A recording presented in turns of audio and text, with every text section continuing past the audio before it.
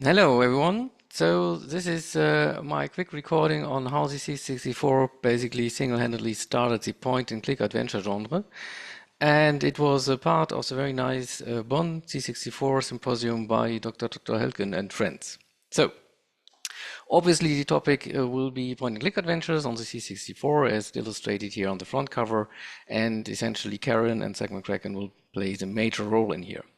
So what to expect from the last let's say in the next, well, last decades and next 30-ish minutes will be a super crash history of computer adventure games. You might expect one slide, one picture, and a very extreme crash course also on the C64 graphics mode, just to get an idea of what the limitations are, which play a major role here. And then looking into more deeply into two point-and-click adventures, actually looking quite deeply into four aspects of them.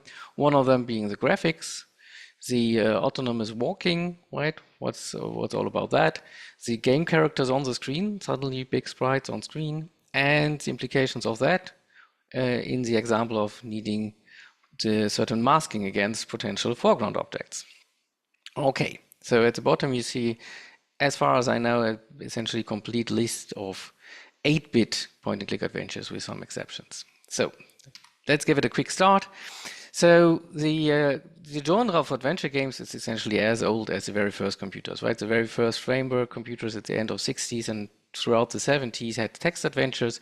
Back at the time, the text was directly rendered to screen, so there was no like big video memory or tiled graphics or anything. It was just characters on the screen. The example I'm showing here is actually not that old, right? It's from the almost mid-80s, from the end on the Apple II, but one of the most famous. It's Hitchhiker's Guide, with heavy influence, obviously, by Douglas Adams. So giving also a hint that back in the day, these text adventures were considered something like interactive novels, right? There were quite often really authors involved doing quite smart storytelling. So that was a key aspect, and this genre is still very active today. So there's still modern text adventures and still a community which really loves them wholeheartedly.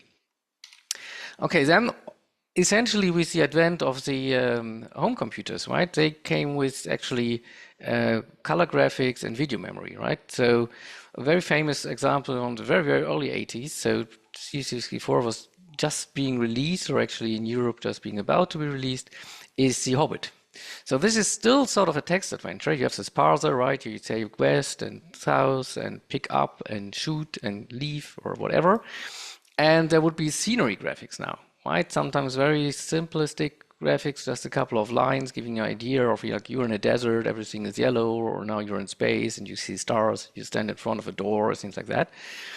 And that is by far the largest genre, right? It was relatively easy to do. You just added graphics that looked very nice and convincing on the box covers, and it wasn't, you had artists working in the bitmap modes of these consoles or home computers, and so they could really do some nice things. So it essentially was just an issue of putting it all onto tape or disk or in memory. And that went on till the, let's say, commercial end of the C64, right? One of the famous graphics text adventures is Guild of Thieves or The Pawn from the late 80s. It was really stunning, almost, let's say, photorealistic. At the time they were considered like that graphics, but still in its core being a text adventure. Okay, so it wasn't until the mid 80s, which sounds like, okay, we are just a couple of years ahead, but this is a long time, you know, what happens in computing industry in the 80s. So now there were adventure games with sort of arcade elements. So they were started to become controllable via joystick, and maybe the very first one among Alice in Wonderland was Below the Roots as a Windham classic. And even though you would today consider it almost jump and runish game, it was you were solving problems, you were having conversations with people, and you had some sort of an interaction with the world via a verb system. Completely no longer typing things into the keyboard, but instead using the joystick. And that was also reportedly the main motivation to start the main adventure games that we remember today. And the precursor of that was the Labyrinth game. Slightly less, I would say, known in the adventure world, but it already had all of that, right? And funnily, it started out as a text adventure. That which maybe was a problem for some people because the first, let's say, 20 minutes you played it as a text adventure, and then it opened up into this cinematic experience where you really had these graphics, large sprites, as you can see on the lower right hand here, as it's running on my C64 from tape. It became sort of a full graphics adventure where you basically control the character with the joystick directly, right? But as you can see on the bottom left here, you still already had the, let's say, joystick controllable interface, not too dissimilar from below the root, but somewhat more advanced to avoid typing things. So that was, let's say, the raw model of the then to come and all-time famous Manic Mansion, and right the next year, Zack McCracken, right, by the well-known group of people behind it of Lucasfilm. So that was a true revolution in more than one sense. So for the first time, I would say you really had this sort of cinematic feeling, right? You had this camera perspective, you were looking into these rooms, you had actors, you didn't control them with joystick, instead you pointed them where to go and they were then doing it on their own, right? You said, do this and that for me, essentially, and then they were going their business, which at least how it was designed in Lucasfilm, had also multiple actors. So you took over the role of a couple of people, so you're really like directing the story yourself, what was going on. And you even had something like cutscenes, right, where the story was being told in some sort of case, you have a meanwhile somewhere else, something different is happening. Manic Mansion and Zack McCracken both involve quite some, drama and sort of slight love stories, more so maybe in Zack McCracken. And all the things, right? It's really like a movie. And that was the whole idea, and it was completely new at the time. Actually, all of these aspects, having this really look into it perspective was relatively new, not completely for the first time, but quite new. And what was really new was the idea to have to control this pointer here. You can see it. That the pointer you're moving, and then you sort of direct the different characters on the screen to do what you intend them to do. And it's famous for having come up with the SCUM system, right? The script creation utility for Manic Mansion. So that is not the running engine, it's rather the tool that generated it. And already the name is hinting towards the aim, right? Towards really the idea behind it. So you sort of have a movie script that really tells what's going on. And this asks for a quick understanding of the tile graphics, right? Because having this room perspective was actually a major problem for generating these graphics. So the C64 graphics consist, at least in most modes that you would be using in computer games, sort of tile graphics. So the screen is made of 1,000 squares, each is 8 times 8 pixels large, and if you want them to be colorful, you combine 2 of these pixels, so you have basically 2 bits, 2 informations, on and off, so that you have up to 4 colors, and the different combinations refer to one of the 3 background colors, which were global for the whole screen. And you could, if you wanted to, identify one individual color per tile, but only in a sub-selection of 8 of the 16. So that would be the upper 8 in the demonstration of the 16 colors of the C64. So you could call them the more saturated set of colors, or something like that.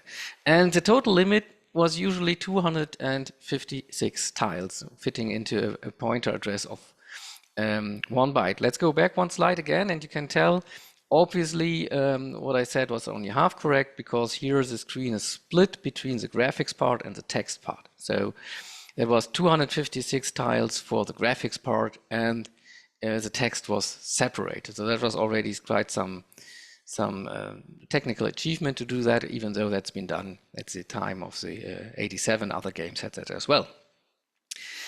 But the problem here is now you can see that given the perspective of the room, you have all the diagonals, right? Even Manic Mansion had all these weird diagonal lines, so that means you can never reuse them on any other spot of the screen. So that really needs an artist who's fully aware of the limitations and who can really make smart reusage of the different tiles, right? You can tell the whole upper border is like the same character, or you can see on the mansion on the left-hand side, right? Both doors look essentially identical. You have these windows which use the same characters and things like that.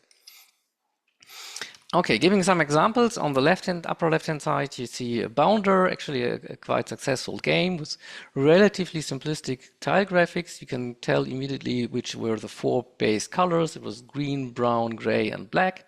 And since the screen was scrolling, the designers decided to just stick with these four colors, because moving the individual color that each 8x8 square would have is an extra effort and requires some smart handling. On the right hand side, you see our own point and click adventure game, not 10 years ago, almost that long, and the same mode, right? So pixeled by Oliver Lindo, who's quite some effective and creative artist with quite some technical skill, which you can already tell from the graphics, right? It's the same graphics mode, just being used with a different approach. Let's keep it like that. So on the lower end, you see some zoom ins, so you can directly identify the individual squares and how they repeat, just to not run into the limit of these 256 tiles, or at least not overrun this limit. On the right hand side, you see that you can mix single pixel graphics with double pixel graphics if you just utilize two of the colors. It's again a little bit tricky. Only very, very few games have done that in the past, mixing these two resolutions. But you can tell, for example, that these tiles here repeat, or patterns of the fence do repeat. And on some rare occasions, you can even say, okay, parts in the leaf structure are also repeated. Like you can see here, this particular structure is also being used here, so that's the same tile in two different spots, and therefore saving memory and allowing for more detail in the images. Okay, that is basically now a full room of our current adventure, and we decided against having a scrolling screen, right? We always have a static screen, whereas Manic Mansion Second Crafting has scrolling screens. So if your room is 2 screens wide, you need to really be very conservative with your usage of different graphics, right? With your details, you need to tone down on the details to put that all into 256 tiles. For Karen, we went basically the opposite direction. We said, let's have it as detailed as can be. And what we really wanted was an emphasis on animation, which usually games on the C64 don't have to this extent. And the trick we were using here is not to store all of these different animation frames, right? You can hear it's already 6 frames for the door alone. That would not have space within the limit of the tile set. Instead, we reserve a certain area, a certain number of tiles for the door, and then we change the data in real time itself. So we stream the new data into the tiles, right? So you can see there's an animation for both or all 3 doors, and also a telephone, which has just 2 frames, like picked up or not picked up, and which you probably cannot tell from the pixels here, the water faucet. The first frame always gives you an idea of which colors need to be used. And on the right-hand side, you see it in full motion with all the effects. So that was quite a new approach, which I have not yet seen to that extent in any games before we implemented it. Okay, so the problem that you have immediately, I told you you will be directing the different characters on screen. That means they need to have some approach of autonomous walking. That means some sort of pathfinding. And pathfinding to this day is quite a challenge to computers. There's no way you could do that on real time with relatively complex meshes that you can walk. So what Manic Mansion comes up with, it basically defines all the walkable areas with boxes, really defined by their corners. And Karen sort of uses the same approach. And Second Kraken even went for trapezoids. Here you can see you really have these slanted boxes that really allows to specify, in particular, the border areas, the corner areas of the rooms. And then on the basically on a proper mainframe PC, even at the time, you would pre-compute the connection of these different matrices, right, for pathfinding. So we use this Dijkstra algorithm for carrying. I believe something very similar was used back in the day. It's not very new. So you have on heavy computing to identify the best approach to move from one square to the other. I will illustrate that in the coming slides. So this is again the room, current, let's say, main floor or entrance room. And why is this white here in the upper end? So I can basically hint you toward the fact that Ron Gilbert, one of the main creators behind Manic Mansion, actually visited us at one of the stands, as a return stand at the Gamescom, and chatted with our graphics artist, and he seemed to have not hated our game. Made us very happy. And so the idea is that you use all these kinds of boxes. Here you see in yellow are the different boxes, which are walking areas, right? Parts you can walk in. The white boxes are areas that basically you would can hover over with your pointer, and then it will give you the option to interact with. But that's not for today. I'm not talking about the interaction scripts here. We're just talking about the boxes. And Karen always uses a set of 16 boxes, up to 16 boxes, right? And that gives us a very nice array matrix of 16 times 16. Why is it so nice? Because it fits into one we call page, 256 bytes. Again, something you can nicely address in assembly language, which is basically a must if you try to max out the capabilities of any of these home computers, which is also exactly what my hobby consists of, maxing out the capabilities and doing this in assembly. So the logic behind such a matrix would be that you have one columns would be where you go to, and rows would be where you come from. And obviously, if it says FF, which is like all bit set, you're already there, right? If you want to come from box 1 and you want to go to box 1, well, you're already there. That means, okay, you can directly move to the specific position that you were wanted to go to, directly on a straight line, right? You need some line algorithm implemented in assembly to do that, but at least it's clear how to do that.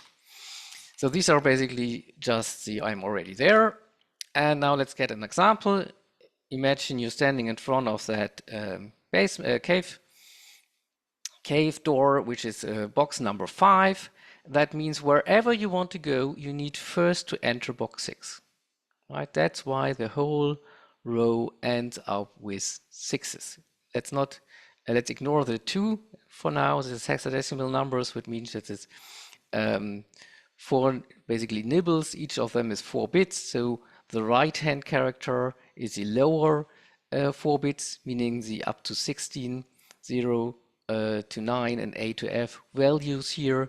And these values on the left-hand side, the left digit of this hexadecimal number has basically 16 times its value. We use it for another purpose. I will come to that in a slide. Another example, which is maybe a little bit more exciting, is imagine you start on box number 7, which is right at the center, and you want to go to box number D in front of the shower. You can directly look it up in code, and it tells you, okay, I need to go to box number 9.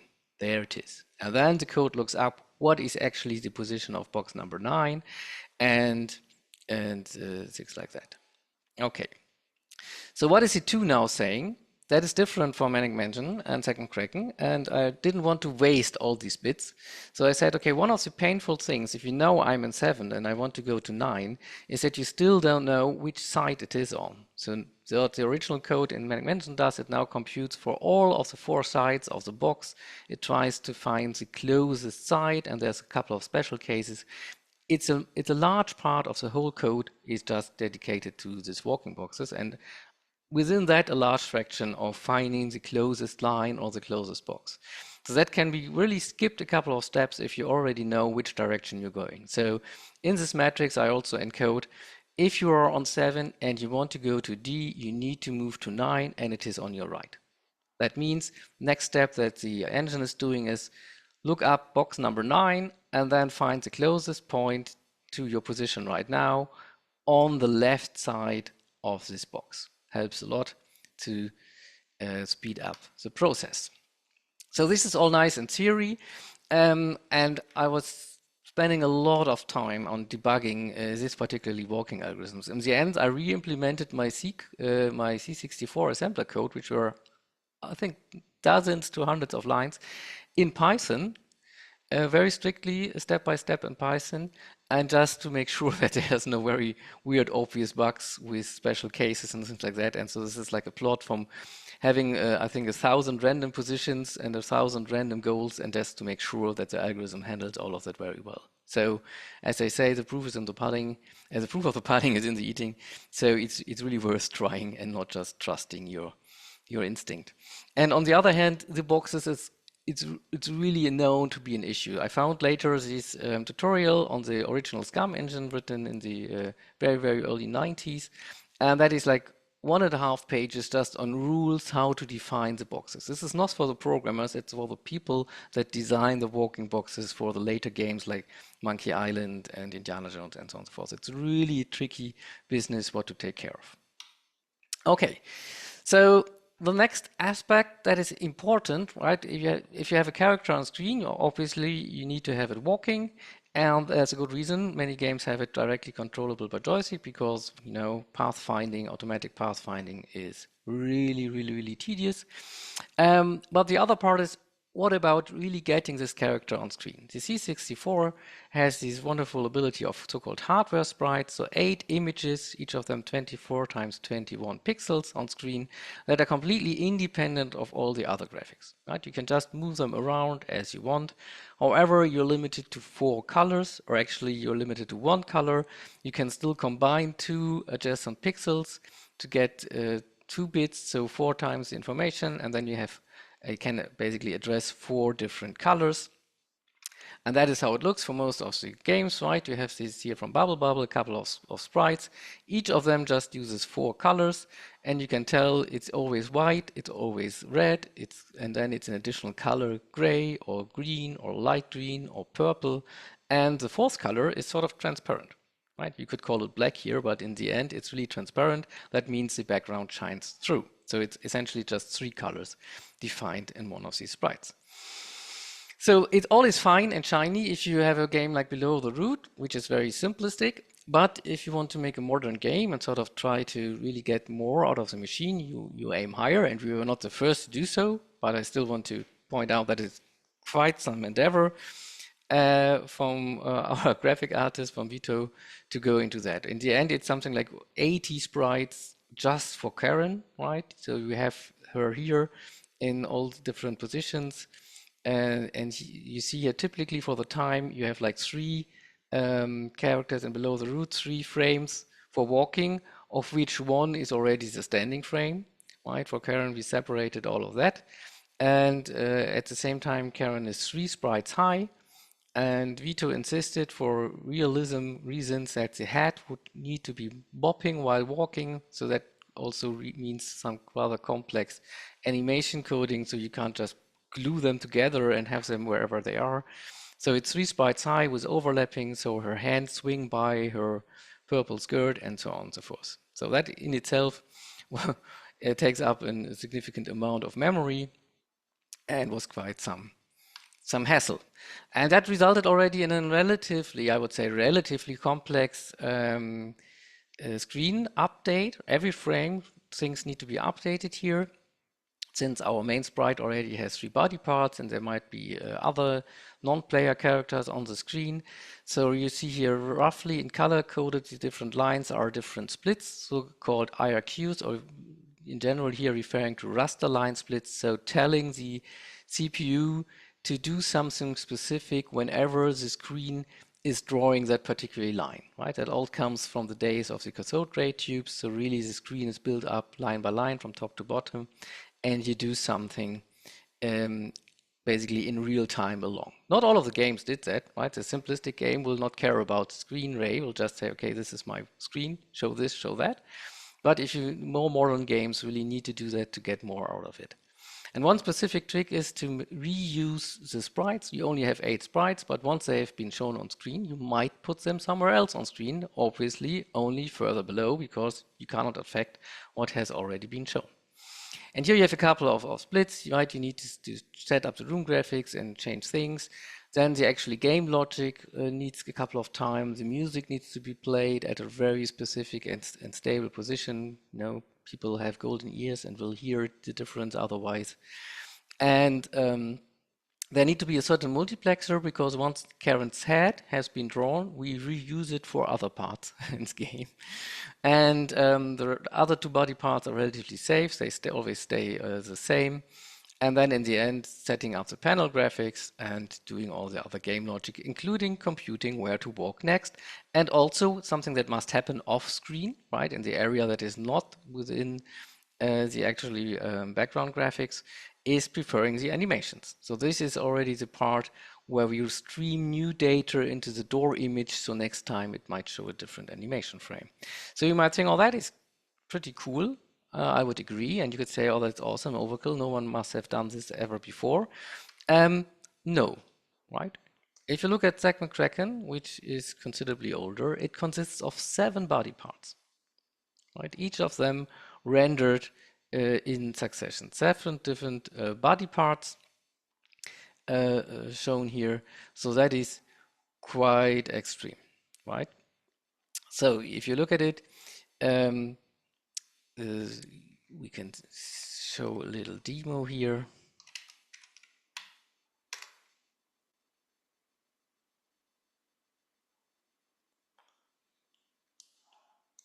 Okay. So that is Zack standing here in front of the mountain. And I prepared it such that it would be slowly redrawing. And you can really tell it's drawing the different body parts here. Let's move, right? One by one, layer by layer. That is quite some effort. So these are all the sprites that contribute to Zack, right? It's less than Karen, but a very, very different concepts. So here you can see the legs. You can again say it's 1, 2, 3, 4 walking animations plus standing. And it's very cool because the legs are all black. That means there's no foreground leg, right? I go back to Karen. You see, Karen had basically a foreground and a background leg that needed to behave different, right? You can tell it's a right leg, left leg, right, left. That goes away if you have black legs, right? That's very clever. It's even more clever. That is the animation for going up and the animation for going down, right? Think about it. Your legs and feet from the front and from the back are identical in the sense. Then it has body parts, right? The body main torso with the spinning arms going from left to right. And it has sort of the torso without any arms. That is the front view. The arms are separately, left arm, right arm. Now I'm saying left arm and right arm. You may notice we only have one direction of the main torso with the swinging arm. That's because while rendering the sprites, the engine in ZMK Kraken will on the fly mirror the sprite according to its orientation. So it's in memory once, and it gets mirrored in real time by the engine, which is quite some CPU hungry task to flip it and save memory of the C64, which is just 64 kilobytes, and you need to store lots of other things in there. A very beautiful aspect is the head. Again, just facing in one direction, it will be mirrored, but it has no mouse, so it can't scream. What is here, what we see here are actually the mouse parts. So it will basically render the facial expression independent on the face, right? So that is him smiling, that's him sad, that's him talking, you know, the chin moves down and the mouse goes up. And this is from the side, him being sad, this is from the side, no, this is him happy, this is him sad from the side. And then comes nose glasses, or the oxygen mask, or the hat, or the fishbowl. You cannot wear the hat and the fishbowl together. You can already tell here it's like one of the other. So the question is, if there are 7 limbs, right? Karen had 3 body parts and 3 sprites, even though one of them was reused. What about Zack, right? Does he use 7 sprites? Let's see what the truth is. I would not be asking the question if it was as simple as that. So the answer is no. We can demonstrate that. I'm going to just fill all the memory range here, and you can see now it has become a giant sprite column, right? Here you go. It is one single sprite. So the engine creates from one sprite a large column that covers the whole height of the screen into which it renders, right? I can nicely demonstrate this as well. We can change. No, we can't change now. Sorry. That something is not working as it should.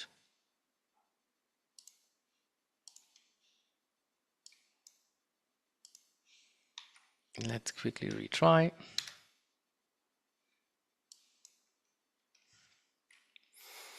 So we can fill up the sprite column. That's what we did before. And we can also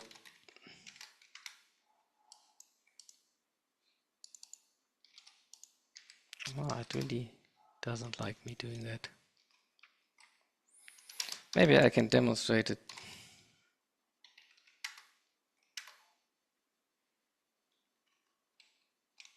Now we've changed the color of the sprite for the engine, and no, it doesn't. Probably an issue with the screen selection. Okay, well, you saw it being these large columns. And the same was already true for Manic Mansion, right? Here's a screen of Manic Mansion. So each sprite was essentially just a single sprite, even though there are roughly 3 to 4 sprites high in total height. It's reusing the same sprite, and you can tell by it having the same color, right?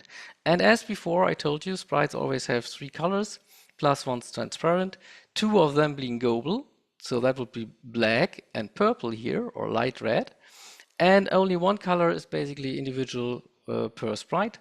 And so that is here the hair color of Sid, or that's here the color of the trousers, and I don't know, the vest of that guy. And Dave has his blue trousers, and there was this very ingenious trick to really switch it here. So that's why Michael, the photographer, has this light red jacket and light red shoes, because that's the old colors that are already predefined. So if you only have one sprite per kid, per character, that must mean very simple code, right? Again, obviously, the opposite is true. That is quite a hell of a code, because to really get this achievement of having a single sprite column, there's lots of raster splits. So each change in color here means the complete display is interrupted. The CPU needs to do things to really make this system work. And that is basically just half of the truth, because inside here lots of other things are working as well. This is just the color changes just mean now it's very, very strict timing required. Okay, so the next part is trying to explain the sprite column, which is a very unique thing. So it's really amazing that it's been done in 87 or 86 even. And it really shows the kind of professional programmer with some dedication that Ron Gilbert was, and I'm sure still is. It was utilized much later in some of the C64 scene demos, but I think not in games so much, if at all. I'm not aware of ever having seen it, because it prevents anything from being glitchy and flickery, right? There was no flickering in Second Kraken, and it runs on NTC and PAL machines. Those that know what it means will probably be amazed by that. So let me try to go into some more details here. It's tricky. So we need to understand the C64 sprites. They are addressed by a certain pointer. We tell the graphics processing part, we tell it which sprite to show. There's 8 sprites, and we tell it where to look up the data, right? There's a pointer in a register that says, okay, this is where the data for the sprite's coming from. So it starts showing 21 lines of Zack's head. Here it goes. But when it reaches this line, and that's one of these color changes, the rust interrupts, it changes the pointer of the sprite. Right? It says, okay, now please show me this sprite, which looks weird. It seems to be, shifted. It seems to show bottom part of the head and the top part. Why is that? Because the C64, once it started a sprite, it will not accept any changes in Y position. right? It will just start the new data, no problem, but it will not, any change in Y position will only have show effect once the sprite is done. So what Ron came up with is the idea to then, okay, if that's the case, let's switch the sprite here.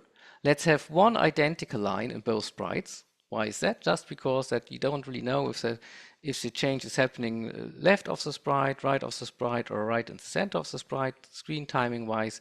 So just to avoid any flickering, there's one line double. And the C64 continues drawing this same sprite but different data here. And this number of lines, there's plenty of time to move down the sprite which is happening. And then the C64 continues at the new position drawing this. And again, at some point, it will be switched to the new pointer, continuing the rest of the graphics in the new pointer, then the position gets changed, and so on and so forth. So here in this particular example, it's 4 different sprites contributing to the total height of ZEC. So this is on the right hand side the exact image that gets rendered on screen. So why would you do that at all? Because that is something we haven't covered yet. Every 8 pixels, the C64 needs to basically retrieve new, actually not the C64, but the graphics unit needs to retrieve new data. And that means every 8th line, the CPU is being stopped, just so that the graphics unit has enough time to actually access the data from memory. So that means on these particular lines, there's no time to make any of these changes. At least there's not enough time to make all of these changes. So by switching, not after every 21 lines, which would be usual case, just because you have a 21 line large sprite, you change after 20 lines that have been displayed on the screen. So if you have n times 20, that means you can never hit a so-called bad line, which is divisible by 8. Of course, you still need to make sure that this is not happening, but it's relatively simple compared to all the rest. And so that also means if you do that every 20 lines, instead of every 21 lines, that means the transitioning phase will shift up one line further. Right here we have 1, 2, 3, 4, 5 lines left to go, and here it's 6 lines and 7 lines. So you're just moving up, you get shorter and shorter area. There's a tremendous amount of overlap in memory, quite costly in terms of keeping it in memory, but this is a beautiful approach, and it's basically unique for at least a decade, and I think unique to this day in gaming, approach to have a very, very stable and robust timing. It will work even on different TV screen concepts like the NTC and PAL, and there will be no flickering ever. And it gives a great opportunity to be very flexible with regard to sprite priority, which character walks in front of which character, and so on and so forth. Very unique decision. So that brings us to the third approach, right? So Kraken hands down basically beat all of the other approaches together with Manic Mansion, all of the other approaches that are just, let's say, less complex. Okay, even for Karen, I went for a different approach, not just for fear of this method, but also because it depends on really of what you want to do. And the other problem that you have, as soon as you have people on the screen and you have the cinematic approach, there will be areas where the characters will be covered by front objects. And that's where Kraken uses, let's say, the same approach as a couple of other games, like the last Ninja series, right? You can see here on the bottom of the page our ninjas behind one of the shrine gates. And actually, some other super nerd, Luigi Di Fraia, pointed out that there's sometimes a pixel bug. You can see here, there's like 1 pixel column that's not covering the ninja's back as it should, and he was fixing it in the game code couple of decades after the game release. So that is the same that Kraken does. So whenever the character of ZEC is being rendered on screen, there's basically a second phase in which the mask, there's a complete identical graphic with the masking areas is being applied and things are being removed. Let's hope it works out nicely this time. So let's just move sec behind, for example, this tree branch, right? And then make sure it's really slow, and you can tell it's drawn limb by limb, and then in the end, there it goes, right? The last step is then drawing the tree above the rest of the graphics. It's not actually drawing the tree, it's removing the sprite, right? That is always the last step. And what is visible now is usually running in a back buffer, so you can't see it, right? It's switching which part of the sprite can be seen and which can't in the real game. That was just my quick hack here to this game. So that is really software rendering, which is very flexible. You can do it basically with any kind of figure. It's again relatively slow. And this is also the reason why ZMK, the figures horizontally, they always move in chunks of 8 pixels, because they need really to move a whole byte in data. Otherwise, it would be terribly slow, right? Some of the Spectrum games have similar issues because there everything is software sprites, there's no hardware sprites, and so they have tricks around it, but also there are really the capabilities of the CPU with a higher CPU frequency pays off. On C64, that is barely ever done. You would need to shift the graphics pixel by pixel before you do the masking. So Manic Mansion and ZMK avoid that. They just scroll the image by 8 pixels in one go, and they also apply the mask every 8 pixel step. They do have soft positioning vertically. I think it's always 2 pixels. That is no problem by the approach. 1 pixel would also be possible, just very slow movement. Well, that is not done here. So how do other games do it? A classical approach is using the hardware sprites to mask other sprites, because the 8 sprites in C64 have a predefined priority, right? There's always a fixed order in which these 8 sprites are being drawn, and like here in the Detective, on a very amazing game, which is like a point-and-click adventures, but still with direct control. You know, you use the joystick to control the character. But here, this is the game character in sprites, and this is the background graphics, but the background graphics which are in front of the sprites are actually a sprite. And you can tell this works out well because it's just 2 colors. Right? It's transparent and 2 colors, so and it's blocky graphics, a sprite can do that. So we used a similar approach in Karen, but with quite a big twist. So here you can see Karen standing behind some grass bushes, but the grass is, you know, it has single highest pixels and it has different colors, so that would not be possible with this approach. What we use instead is the so-called cookie cutter approach, and that is something that you will also not find in games. To my knowledge, this was the first game that actually used it, and people have been picking up the method because it's quite elegant in some aspects. I did not invent the approach, it's just not being used in games, to my knowledge. So, because how does it work? A sprite can have a priority over other sprites. It's a fixed priority, actually. You cannot choose it. You can choose which sprite to use, but you cannot change the priority of the sprites themselves. But you can also tell each sprite if it should be in front or in the background of the tile graphics. However, of the tile graphics, only 2 of the 4 colors are really considered foreground. Some of them will stay background. Right, that is a little bit weird. So we show here a couple of images. So this is just the background pixel. This is Karen standing just in front of all the graphics. This is Karen standing behind all the graphics, but still in front of the brown dots, as you can tell here. Her arm shines through at the door pieces which are brown, just because brown is one of the colors that is actually in the back of the back.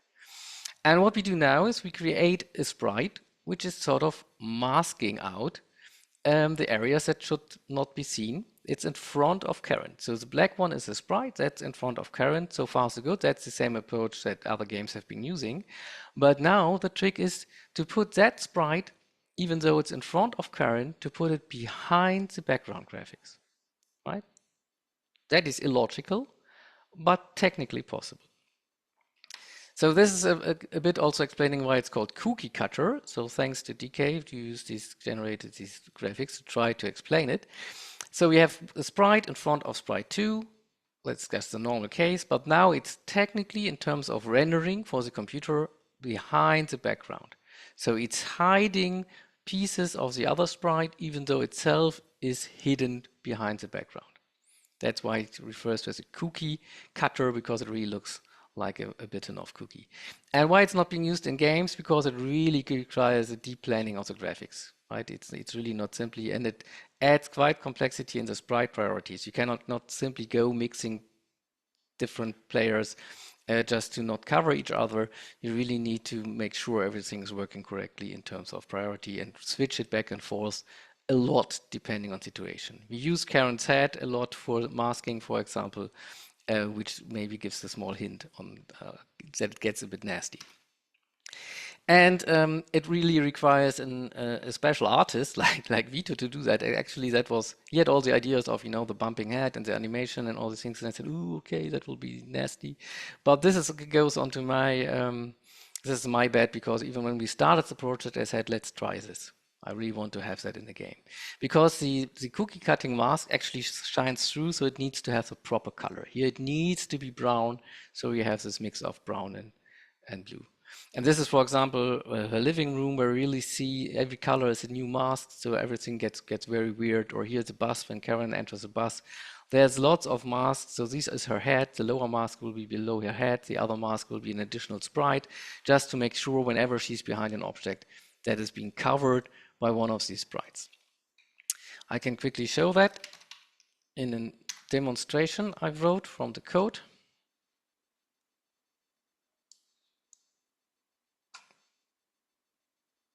At least I hope I can. There you go.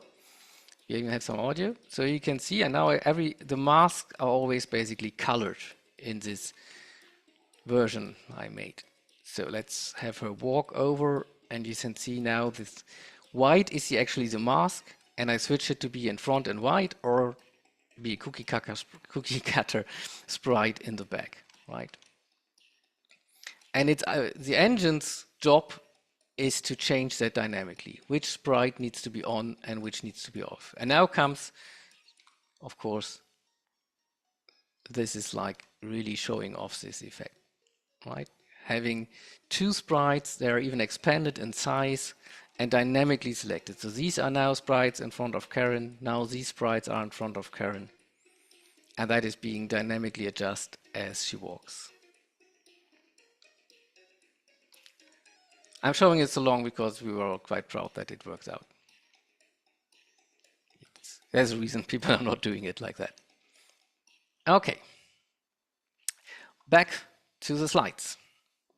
And basically coming full circle now that we have talked about the cookie cutter method. Why would we actually go through all of that? Why people did that back in the day? Coming up with such an overly complex design of a game on an 8-bit machine. Well, back then it was, I guess, for money, because it was their job, but also really for the fun. And I think I'm an astrophysicist myself, so how does that connect to writing software for retro machines and assembler? And I think one of these Linus Torvald quotes slightly covers it. It says bad programmers worry about the code, good programmers worry about data structures and their relationships. And it's a bit elitist to put it as bad and good, but it's a nice perspective to really you realize what's important is really proper data structures and proper algorithms, right? You can always find a solution in code, but the approach is what matters. And that is where it connects to my actually job for a living, astrophysics. So maybe that's how they connect, or maybe it's just me enjoying niches, or like that being the going full crank on the super nerd syndrome. I don't know, but this is where I see connections between the two. So just this is really nice from the development the design doc from Ron Gilbert, where you can really see that pointers to which kind of lengths of which kind of data structure should be committed. It was a big thing right from the start. For Karen, I created a tool just to create all these walking boxes and doors. How are the doors connected? Because when you open a door in one room, there's usually a room on the other side of the door, and now this room needs to realize that the door has been opened from somewhere else. So there's lots of interconnection things. So here's a basic room template from Vito for the design, just to get the perspective properly, which is also not a given. You will notice many old games in the early 80s have very weird perspectives just because people were not used to it so much. Then Again, another reason why to do so, there's many new awesome productions, right, in the last 20 years coming from the C64, or 25 actually, right? That's just a few of them in, I think, a modern, or I think the largest German game magazine featured the top 15 games or something in the last 2 decades. Karen among them, so that made us proud. Or here's Vito, actually, the Meteorix Award won, which was also quite a big thing. But in the end, it really comes down to good memories and friendships. So what really was a blast for me, realizing that there was actually people doing fan art from our initial scene in Karen and the Tentacles, which was a cover of a retro magazine, and meeting all these guys, Rob McGon, who did lots of playtesting, who's a very professional playtester, or even Annie and David Fox or Ron Gilbert themselves in our team. And here I've not been talking a lot about the music, just because that is not being covered here, but we had a very unique approach to, let's say, art direction in terms of graphics, but also in terms of audio. A little bit like the original Second Kraken, with lots of sound effects unheard of before, I would say. And I keep it for a couple of seconds, since this is the last slide. It's a slightly lengthy but very heartwarming email I received just a couple of months ago, and there are still people messaging us about the joy that the games we made gave to them. So thanks for your attention, and I'm open for questions, obviously in the symposium now, but also feel free to comment in YouTube or write emails. Bye bye. I give you a few moments for the text.